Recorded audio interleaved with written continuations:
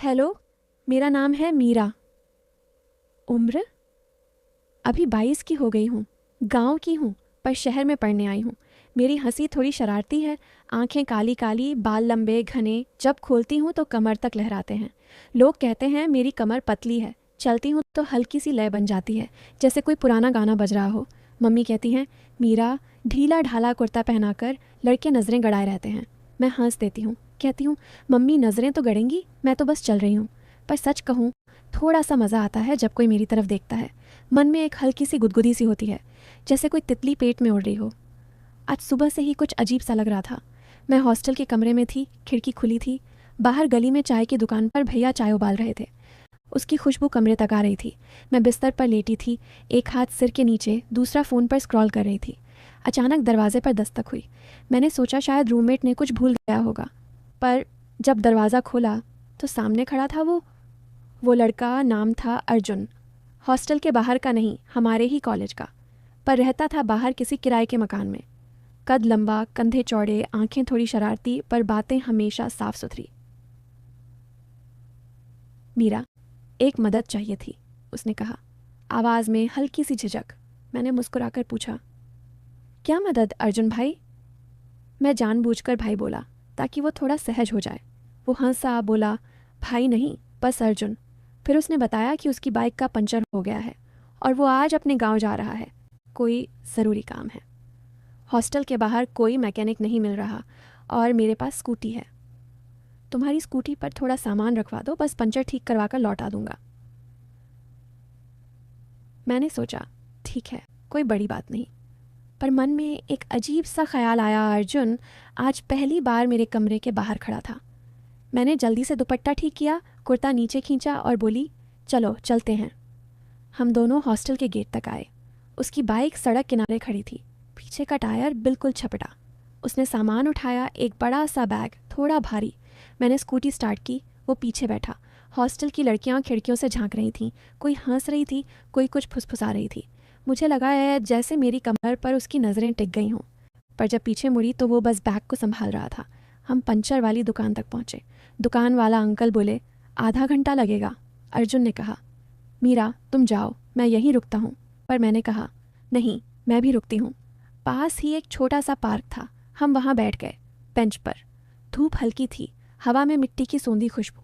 अर्जुन ने अपना फ़ोन निकाला, कुछ फ़ोटो दिखाने लगा, अपने गांव की, अपनी माँ की, अपने छोटे भाई की। मैं हंस रही थी, बातें न कर रही थी।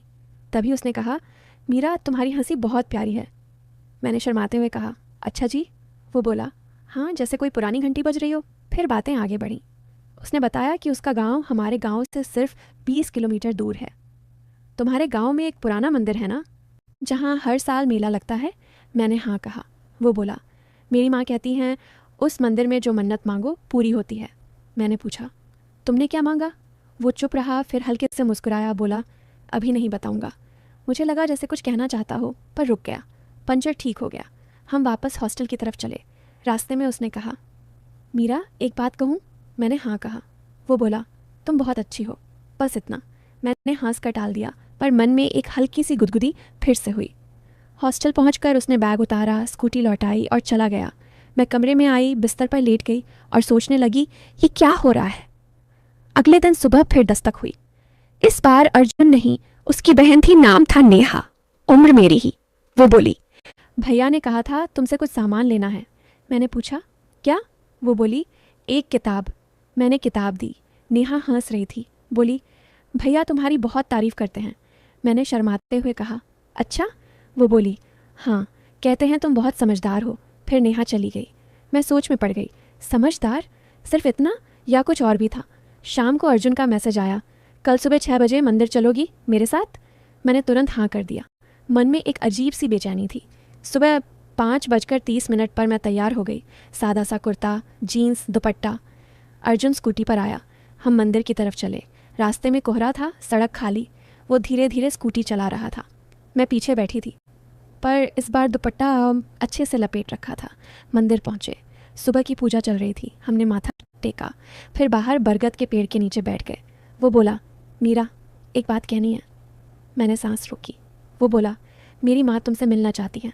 मैं चौंकी। क्यों? वो बोला, बस ऐसे ही कहती हैं तुम्हारी बातें सुनकर अच्छा लगता है। मैं हंस पड़ी, बोली अंकल को पता है? वो बोला पापा नहीं है, सिर्फ माँ और छोटा भाई। फिर हम वापस चले। रास्ते में उसने कहा मीरा तुम मेरी बहुत अच्छी दोस्त हो। मैंने हाँ कहा, पर मन में कुछ और था। अगले कुछ दिन ऐसे ही बीते, कभी मैसेज, कभी फ़ोन, कभी हॉस्टल के बाहर चाय। लोग बातें बनाने लगे। कोई कहता मीरा का कुछ चल रहा है, कोई कहता अर्जुन तो अच्छा लड़का है। मैं चुप रहती। फिर एक दिन अर्जुन ने कहा मीरा मेरे गांव चलोगी, माँ ने बुलाया है। मैंने हाँ कर दिया। गांव पहुँचे। उसकी माँ बहुत प्यारी थी, मोटी मोटी, हंसमुख। मुझे देखते ही गले लगा लिया। बोली बेटी तुम बहुत सुंदर हो। मैं शर्मा गई। फिर खाना खिलाया, बातें की। शाम को अर्जुन का छोटा भाई आया, नाम था चिंटू, बहुत शरारती। वो मेरे पास बैठ गया, बोला भाभी आप भैया को डांटती क्यों नहीं? मैं हंस पड़ी। अर्जुन ने कान पकड़े, बोला चिंटू चुप। रात को मैं उसी के घर रुकी, अलग कमरे में, पर रात भर नींद नहीं आई। सोचती रही ये क्या हो रहा है। अगले दिन सुबह माँ ने मुझे बुलाया, बोली मीरा एक बात कहूँ? मैंने हाँ कहा। वो बोली अर्जुन तुम्हें बहुत पसंद करता है, पर वो डरता है, कहता है तुम शहर की हो, हम गांव के। मैं चुप रही। फिर बोली आंटी मैं भी गांव की हूँ। वो हंस पड़ी। फिर हम वापस शहर आए। रास्ते में अर्जुन चुप था। मैंने पूछा क्या हुआ? वो बोला कुछ नहीं। फिर एक दिन कॉलेज में वार्षिक उत्सव था। मैं स्टेज पर थी, गाना गा रही थी। अर्जुन नीचे खड़ा था, तालियां बजा रहा था। गाना ख़त्म हुआ, मैं नीचे उतरी।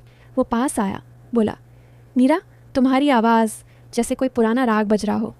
मैं हंस पड़ी। फिर धीरे धीरे बातें गहरी होने लगीं। उसे बचपन से ही किताबें पढ़ने का शौक़ है, पर घर की हालत ठीक नहीं थी, इसलिए ज़्यादा पढ़ नहीं पाया। मैंने कहा अब पढ़ो। वो बोला तुम्हारे साथ पढ़ूंगा। एक दिन हम लाइब्रेरी में थे। मैंने किताब उठाई, वो पास बैठा था। अचानक उसका हाथ मेरे हाथ पर आ गया। मैंने झटका सा लिया, पर हटाया नहीं। वो बोला सॉरी। मैंने कहा कोई बात नहीं। फिर एक दिन उसने कहा मीरा मैं तुमसे शादी करना चाहता हूँ। मैं चौंकी, बोली अचानक?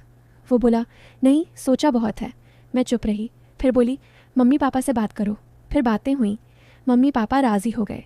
अर्जुन की माँ बहुत खुश थी। शादी की तारीख तय हुई। शादी के दिन मैं दुल्हन बनी, लाल जोड़े में, अर्जुन शेरवानी में।